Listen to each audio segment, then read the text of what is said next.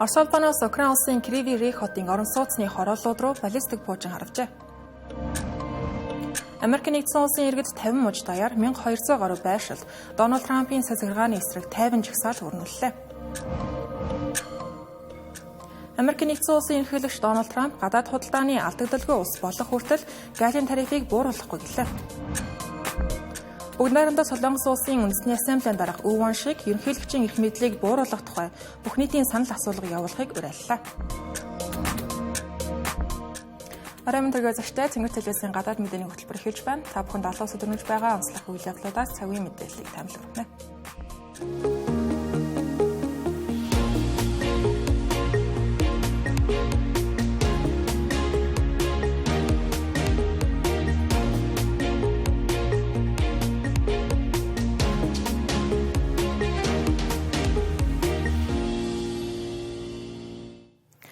Өнгөрсөн 7 хоногт Орос улбаны улсын зэвсэг хүчин Украин дахь энгийн иргэдийн байрлаж байсан орон сууцны хорооллууд руу агарын цохилт өгсөн байна. Тодорхойлбол Украины төвийн бүс нутагт байрлалтай Кривий Рих гэх нэртэй хотын орон сууцны хорооллууд руу Орос улбаны улс баллистик пуужин харавсан гэж Украины талаас мэдээлсэн ба. Пуужингийн цохилтын улмаас амир үдгсдийн тоо хамгийн сүүлийн үеийн мэдээллээр 20-д хүрсэн байгаагийн 9 бага насны хүүхдүүд байсан юм. Кривий Рих хот нь ойролцоогоор 600 мянган гаруй оршин суугчтай зүүн фронтоос 70 орчим километрийн зайд байрлалтай байна. Украин улсын ерөнхийлөгч Володимир Зеленский энэ хүү халдлагыг тун хурцаар шүүмжилж халдлагад амиргдсан хамгийн бага насны хүүхэд ердөө 3 настай байсан гэдгийг хэлсэн байна. Нийтдээ 72 хүн шархагдсан байгаа. Одоогоор тэдний тал нь эмнэлэг твтэн эмчилүүлж байгаа юм байна. Бүс нутгийн захирагч Сергей Лисак 17 хүний биеийн байдал тун муу байгаа талаар мэдээлсэн байна. Орон нутгийн удирдлагуудын мэдээлснээр уг пуужингийн зохилт нь 20 орчим орон сууцны байрлал 30 гаруй автомашиныг сүйтгэсэн гэлээ. Украины талаас Орос улбаны улсыг орон сууцны хорооллыг санаатаагаар онилсон гэж үзэж байгаа бол Оросын батлан хамгаалах яам өндөр наривчлалтай цэнэгт хошуу бүхий баллистик пуужингаар зохилт өгсөн гэдгийг хүлээн зөвшөөрсөн. Гэхдээ баруун улс орнуудаас ирсэн болон Украины зэвсэг хүчний удирдлагуудын уулзалт болж байсан газрыг онилсон халдлага хийсэн гэх тайлбарыг өгсөн байна. Агарын цохилтын улмаас 85 Украины зэвсэг хүчний албан хаагчид болон гадаадын офицерууд амьөрөгдөж цэргийн зориулалттай 20 тээврийн хэрэгсэл сүйдсэн гэсэн байна. Харин үүнийг мэдээллийн ихэнд дурсамжлан Украины талаас эрснийг цааж энгийн иргэд хохирсон болохыг хэлж байна. Өнгөрсөн 2 дугаар сараас хойш Америк нэгдсэн улсын зуршлалтайгаар Орос Украины хооронд гал зогсоох тухай олон яриа хэлэлцээр явж өнгөрсөн сарын сүүлчээр л гэхэд талууд хар тэнгист зам дэд бүтцийн барилга байгууламжууд руу халдахгүй гэх тохиролцоонд хүрсэн байна. Гэвч энэхүү байлдааны нөхцөл байдал намжаагүй хэвээрээ байгаа нь Украины дайны төлөв байдлыг тун тодорхойгүй олон эргэлзээтэй асуудлуудтай үлдээсэн хэрэг болж байна.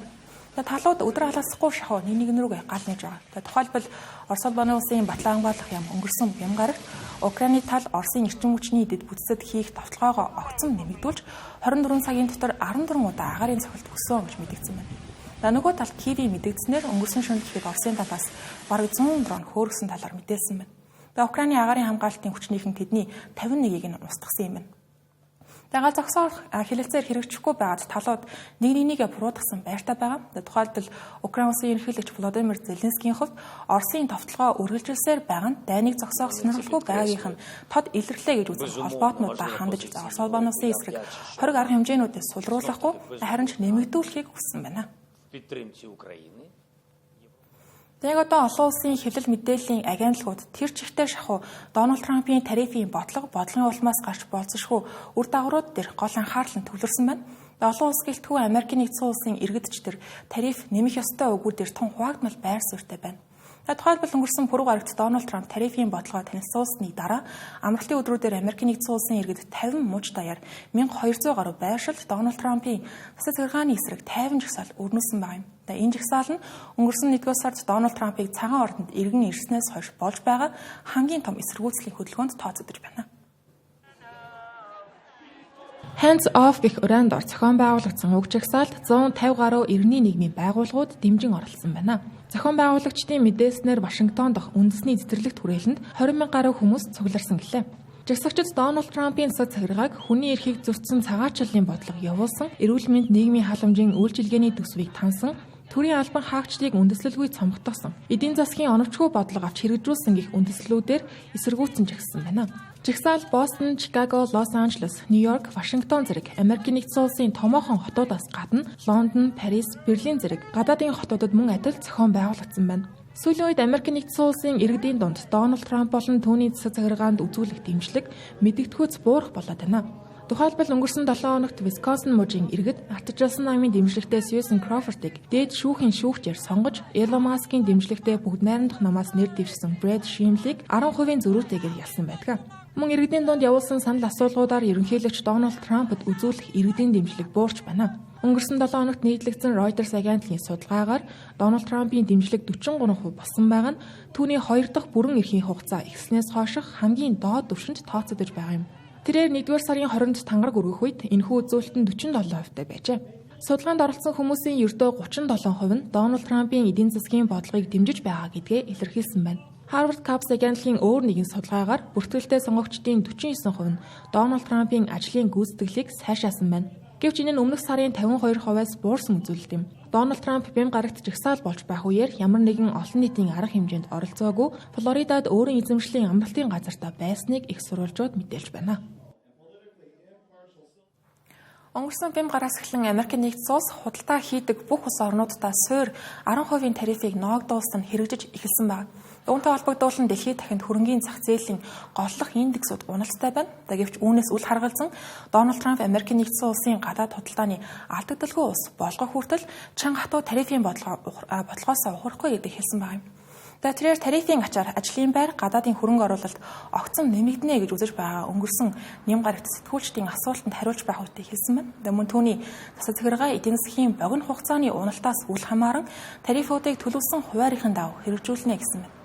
Дональд Трампын мэдэгдлийн дараахан даваа гарагийн өглөө Азийн хөрөнгийн зах зээл огцом унаж зах зээлийн үнэлгээ олон тэрбумаар буурсан байна. Тухайлбал Японы Nikkei 225 индекс 6.3%-аар, Хонконгийн Hang Seng индекс 9.8%-аар унсан байна. Мөн нэм гарагт Сауди Арабийн хөрөнгийн зах зээлийн голлох индексүүд дунджаар 7%-аар унаж цар тахлын үеэс хойших нэг өдөрт хамгийн их алдагдал хүлээсэн тохиолдол болсон байна. Үүнээс өмнө өнгөрсөн баасан гарагт тарифын тухай мэдээлэл цацагдсны дараа Америкийн нэгдсэн улсын зах зээлийн 3 гол индекс бүгдээрээ 5%-аас дээш унаж, S&P 500 индекс гэхэд бараг 6%-аар буурсан байдаг. Энэ нөрөө 2020 он буюу ковидын үеийнхтэй дүүцгүүц малтанд тооцогдож байгаа юм. Дональд Трампын тарифын бодлогын үр нөлөө хөрөнгийн зах зээлийн ханшийн савлгаагаар мэдээж хязгаарлагдахгүй. Тухайлбал Америкийн нэгдсэн улсын хамгийн том банкаа гэвцдэг JP Morgan банкны шинжээчид тарифын улмаас Америкийн нэгдсэн улс төдийгүй дэлхийн эдийн засаг энэ онд хямралд орох магадлал 60% гэсэн байна. Дональд Трампын тарифын тухай мэдээлэл албан ёсоор гарахаас өмнө энэ хэмжээ 40% байсан байна. Нэм гарагийн өглөө Дональд Трампын танхимын гишүүд зах зээлийн уналтыг төр зуурын хариу үйлдэлээ гэж үзэн тайлбарлаж, ерөнхийлөгчийн тарифын бодлогыг хамгаалсан хэвээрээ байна. Худалдааны сайд Howard Luttig нөхцөл байдлын талаар хэвлэлүүдэд мэдээлэх үедээ бүх импортод ногдуулах 10% суур тариф хэдийн хэрэгжиж эхэлсэн. Харин хамгийн их зөрчилтэй гэж үзсэн 60 улсад илүү өндөр тариф ногдуулах ажил товсон хуваарийн дагуу 4-р сарын 9-ний өдөр буюу 5 гарагаас эхлэн хүчинд өгүүлбэр болно гэсэн байна. Олон улсын хариу үйлдлийн тухайд 32% тариф дүртэж байгаа Индонез, Тайван зэрэг улсууд хариу арга хэмжээ авахгүй гэж мэдгдсэн байгаа нь анхаарал татаж байгаа юм. Харин Вьетнам улсын ерөнхийлөгч Цоолом Дональд Трампд хандан тус улсын экспортод ногдуулсан 46% тарифыг наад зах нь 45 хоногоор хойшлуулахыг хүссэн захидлыг илгээсэн байгаа юм. Энэ талаар AFP болон New York Times агентлагууд мэдээлсэн байна. Дональд Трампын тарифын нэмэгдэлд хамгийн ихээр өртөж байгаа улсуудын нэг болох Хятад улсын тухайд хариу арга хэмжээ болгон 4-р сарын 10-наас эхлэн бүх Америкийн нэгдсэн улсын импортын бүтээгдэхүүнд яг ижил буюу 34% тариф ногдуулна гэдгийг мэдгдсэн байна. Гэхдээ асуудлыг яриа хэлэлцээрээр шийдэхийг оролдож байгаа улс орнууд ч гэсэн бий. Тухайлбал Америкийн нэгдсэн улсын томоохон худалдааны түншүүдийн нэгэ гэгддэг Их Британи улсын ерөнхий сайд Кир Стармер Америкийн нэгдсэн улстай гадаад худалдааны гэрээг хэлэлцээр байгуулахаар ажиллаж байгаа талаар алтныг сурвалжууд хэвлэлүүдэд мэдээлсэн байна. Дашин дуртад өнөөдөр Израиль улсын ерөнхий сайд Биньямин Нетаньяху Вашингтонд айлчлаад зогсохгүй Дональд Трамптай биечлэн уулзахаар болсон байгаа юм. Ийхүү Биньямин Нетаньяху Дональд Трампын тарифын шинэ бодлого зарлагдсанаас хойш Вашингтонд айлчилж Дональд Трамптай уулзаж байгаа анхны олон улсын өндөр албан тушаалтан болж байгаа юм. Израиль улсын хувьд Америкийн нэгдсэн улс руу экспортлох бараа бүтээгдэхүүндээ 17% галын тариф төлөх болоод байгаа лээ. Бүгд найрамдах Солонгос улсын ерөнхийлөгчийн ээлжид бус сонгуулийг 6 дугаар сарын 3-ны өдөр явуулахаар төлөвлөж байна гэж Yonhap агентлагаас мэдээллээ. Өнгөрсөн 7 хоногт ерөнхийлөгч Юн Сёк Ёлыг цэргийн онц байдал зарлаж улс төр нийгмийн довторгүй нөхцөл байдал үүсгэснийхэн төлөө үндсэн хуулийн цэцгийн шийдвэрээр албан тушаалаас нь огцруулснаар ийхүү дараагийн ерөнхийлөгчийн сонгуул болох гэж байна. Сонгуул боловсруугаар бүгд найрамдах Солонгос улсын улс төрчид ерөнхийлөгчийн эрх мэдлийг бууруулах зорилгоор үндсэн хуульд нэмэлт өөрчлөлт оруулах саналуудыг дэвшүүлсэн байна. Бүгд найрамдах Солонгос улсын ерөнхийлөгчийн засаглалтай олон намын системтэй ардчилсан улс юм а. Гэвч өнгөрсөн 4 сарын турш үргэлжилсэн улс төрийн докторгүй нөхцөл байдлын улмаас бүгд найрамдах Солонгос улсын үндэсний ассамблеийн дарга Өвөн шиг үндсэн хуульд ерөнхийлөгчийн эрхийг бууруулах тухай нэмэлт өөрчлөлт оруулах санал дэвшүүлсэн байна. Ингэхдээ бүх нийтийн санал асуулгыг ирэх ерөнхийлөгчийн сонгуультай хамтран зохион байгуулахыг хүслээ. Мөн тэрээр улс төрийн намуудад хандан санал асуулгын тухай хуулийг өөрчлөх, үндсэн хуульд өөрчлөлт оруулах асуудлаар парламентын тусгай хороо байгуулах саналыг тавьсан байна. Нэмэлт өөрчлөлтийн хүрээнд ерөнхийлөгчийн эрх мэдлийг бууруулж, парламент дахь намуудын хамтын ажиллагаа, эрх мэдлийн хуваарлалтыг наривчлан тусгаж өгөхийг зорихон байна. Хэрвээ уг санал парламентаас дэмжлэг авбал, бүгд найрамдах Солонгос улс хэдтэй ерөнхийлөгчийн засаглалаас татгалцахад хүрч магадгүй талаар шинжээчнэр хэлж байна. Бүгд найрамдах Солонгос улсын одоогийн үндсэн хуулиар улс төрийн эрх мэдэл ерөнхийлөгчид илүүтэй төвлөрсөн байдаг онцлогтой. Харин парламент буюу үндэсний ассамбле, ерөнхийлөгч, ерөнхий сайд, засгийн газрын үйл хэргийг хянах үүрэгтэй байдаг байна. Одоогийн байдлаар хүчин төгөлдөр хэрэгжиж байгаа үндсэн хууль нь 1987 онд батлагдаж, тухайн үеэс хойш ерөнхийлөгчийг 5 жилийн хугацаатай 1 удаа сонгодог болсон байна. Өнгөрсөн хугацаанд улс төрийн намууд ерөнхийлөгчийг 2 удаа 4 жилээр сонгох тогтолцоог дэмжиж байсан ч улс төрчид тодорхой алхам хийсэн тохиолдол ховор байдаг. Харин энэ удаад парламентын даргаас эхлээд эрх баригч болон сөрөг хүчний удирдлагууд хүртэл үндсэн хуульд нэмэлт өөрчлөлт оруулах саналтай байгаа нь өнгөрсөн 7 хоногт огцорсон ерөнхийлөгч асан Юн Сёк Ёл өнгөрсөн оны 12 дугаар сард улс даяар цэргийн онц байдал зарласантай шууд холбоотой юм а. Тухайн үед парламент ерөнхийлөгчийн зарилгыг үндэслэлгүй гэж үзэн өөрийн 4 цагт яаралтай хуралдаж зарилгыг цуцалсан байдаг. Үүнийхээ дараа Юн Сёк Ёлыг хариуцлага алдсан гэж үзэн огцруулах саналыг үндсэн хуулийн шүүхэд түргүүлж, шүүхээс парламентын саналыг дэмжсэн байгаа нь энэ юм. Хэдийгээр үндсэн хуулийн шүүхийн шийдвэрээр бүгд найрамдах Солонгос улсын улс төр нийгмийн эмх замраагүй байдал нэг талдаа гарсан гэж хэлж болох ч гэлээ цаашид ерөнхийлөгчийн эрх мэдлийг тойрсон ноцтой зөрчлүүд гарах эрсдэл байсаар байгаа. Global Korea судалгааны байгууллагын өнгөрсөн сарын судалгаагаар иргэдийн 54% нь ерөнхийлөгчийн засаглалыг өөрчлөх үндсэн хуулийн шинжилгээг дэмжиж байгаа бол 30% нь шаардлагагүй гэж үзсэн байна.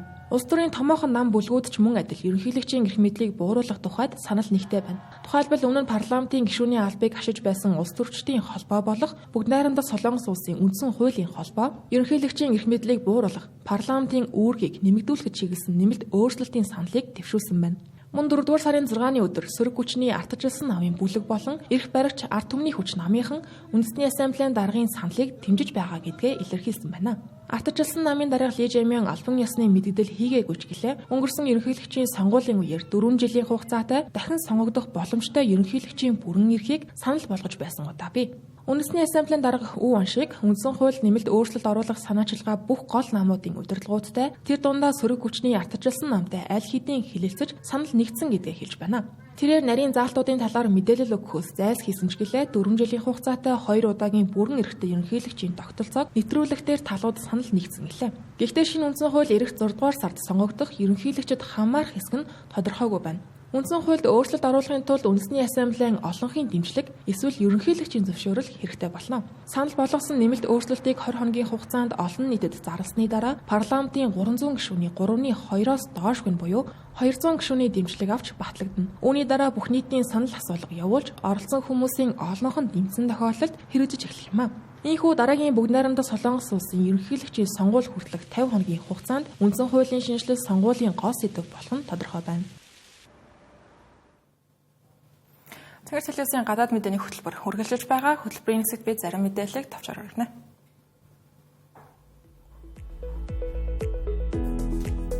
Сир улсад 100 гаруй химийн зэвсгийн объект байж болзошгүй талаар химийн зэвсгийг хориглох байгууллагаас мэдээллээ. Тэдгээр объектууд нь Сирийн ерөнхийлөгч асан Башар Асадын дэглэмийн үед химийн зэвсэг боловсруулах турших зориулалттай газрууд байсан ажээ. Химийн зэвсгүүд хэд даврагч бүлэглэлүүдийн гарт орж болзошгүй талаар судлаачид анхааруулж байна. Сир улс нь 2013 онд олон зуун хүний амьд хүрсэн халахын дараа химийн зэвсгээс татгалзахаа мэдэгдэж байсан хэдий ч ажил хэрэг болоогүй Башар Асадын дэглэмийн үед химийн зэвсгийг дахин ашигласан тохиолдлууд хэд хэд гарч байжээ.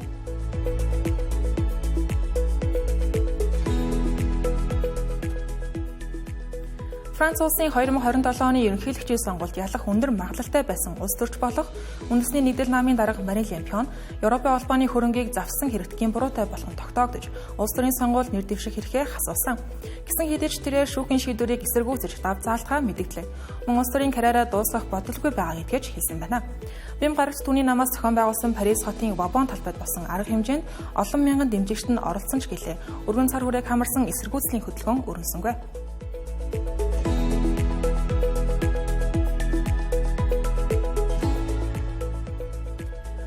Гуравдугаар сарын 23-ны өдөр газын зурагт болсон халдлагын үеэр нэгдсэн үндэсний байгууллагын харьяа 15 яаралтай тусламжийн ажилтан амнасаа алдсан байдаг.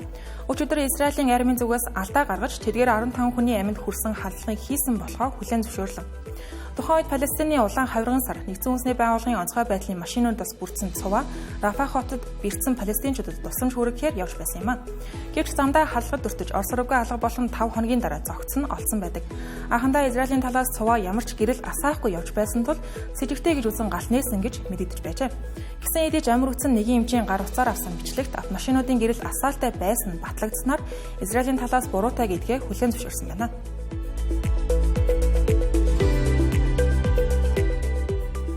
Америкийн нэгдсэн улсын ерөнхийлөгч Дональд Трамп TikTok аппликейшнийг Хятадын ByteDance компани мэдлээс салгаж Америкийн компанид худалдах хугацааг дахин 75 хоногор сонголоо. Угтаа бол 4-р сарын 5-ны дотор TikTok шинэ эзэмшигчтэй болох ёстой байсан ч шинэ хугацаагаар энэ хугацаа 6-р сарын дунд үе хүртэл сунгагдж байна. Америкийн нэгдсэн улсын өмнөх ерөнхийлөгч Joe Biden цэцэрлэгааны үед TikTok-оор дамжуулан Хятадын засгийн газар Америкийн нэгдсэн улсын иргэдийн мэдээлэлд нэвтэрч байна гэж үзэн уг платформонд хориг тавьж байжээ.